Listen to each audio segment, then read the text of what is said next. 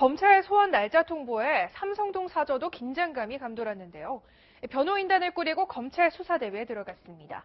데스크와 현장 취재기자 두 분 초대해서 좀 더 자세히 풀어드리겠습니다. 김희태 사회부 차장, 배림 법조팀장 나왔습니다. 어서 오세요.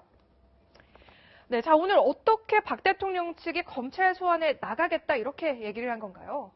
네, 우선 이제 현장의 배일인 팀장도 이런 문자를 받았을 텐데요. 오늘 오전 9시 10분쯤 박근혜 전 대통령 측 변호인 손범규 변호사가 검찰 출입 기자들한테 보낸 문자 메시지입니다.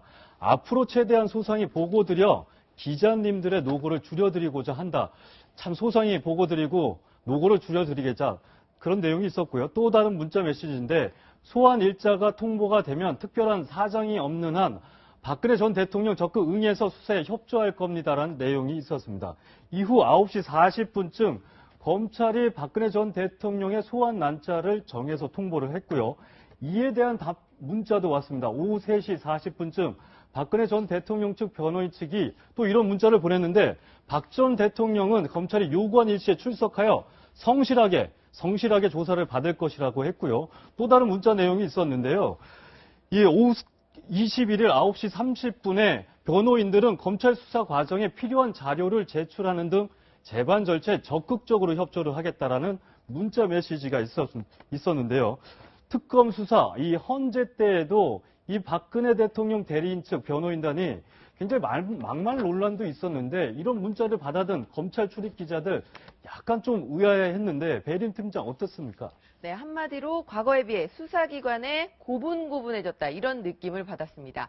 헌법재판소가 대통령 탄핵을 결정하기 전까지 박 대통령 측 변호사들은 이 검찰과 특검의 강압 수사를 아주 강하게 비난하면서요.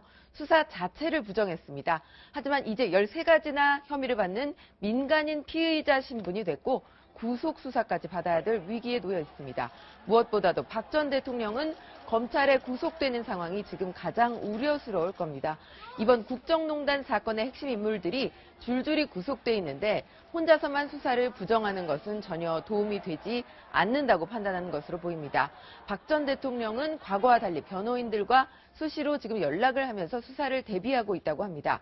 박 전 대통령은 변호인들에게 착잡한 심경이고 만감이 교차하지만 잘못된 부분을 가려내겠다고 말한 것으로 전해졌습니다.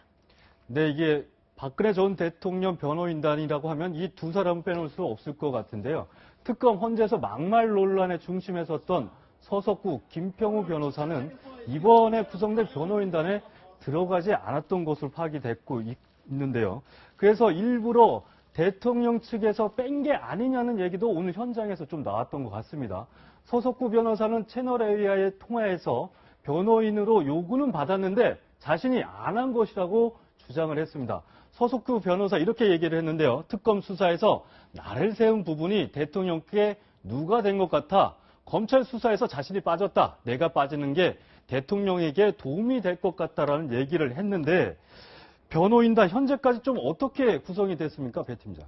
네, 변호인단의 윤곽도 대체로 나왔습니다. 현재까지 검찰에 선임계를 제출한 변호사는 7명입니다. 이 가운데 유영아, 위재민, 정장현 이 3명의 변호사만 검찰 출신이고요. 검찰 고위 간부 출신의 변호사는 거의 없습니다. 뇌물 직권남용 등 혐의가 검토되는 이른바 권력형 비리 사건인데 이런 사건의 피의자들이 보통 특수통 검사 출신의 변호인들로 호화 변호인단을 꾸린 것과는 대조적이라고 할 수 있겠습니다. 네, 구속 위기에 놓인 박 전 대통령에게는 검찰의 창을 막을 수 있는 든든한 방패가 필요한데 그런 점에서 변호인단 무엇보다 중요한 시점이라고 할 수 있을 것 같습니다. 탄핵 대리인단 때도 헌법 전문가 이동욱 변호사뿐이 없었고요. 거의 없었고 정치적으로 좀 지지하는 사람들의 도움을 살짝 받은 것 같다 이런 느낌이었거든요.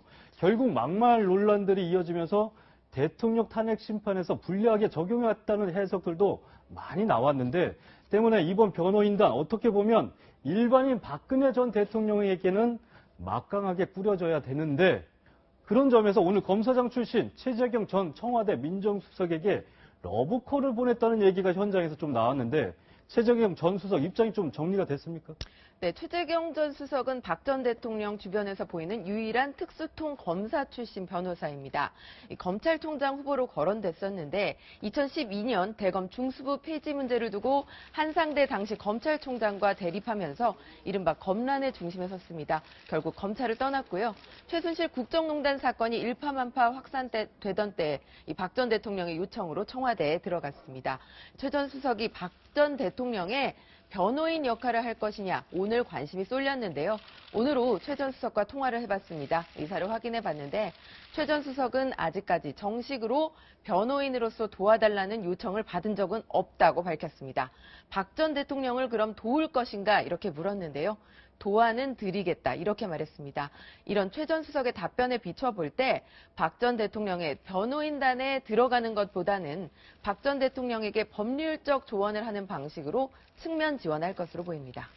네, 앞으로 소환 조사까지 엿새가 더 남았으니까요. 그동안 변호인단이 어떻게 더 보강이 되는지 계속 좀 지켜봐야 될 것 같습니다. 두 분 말씀 감사합니다.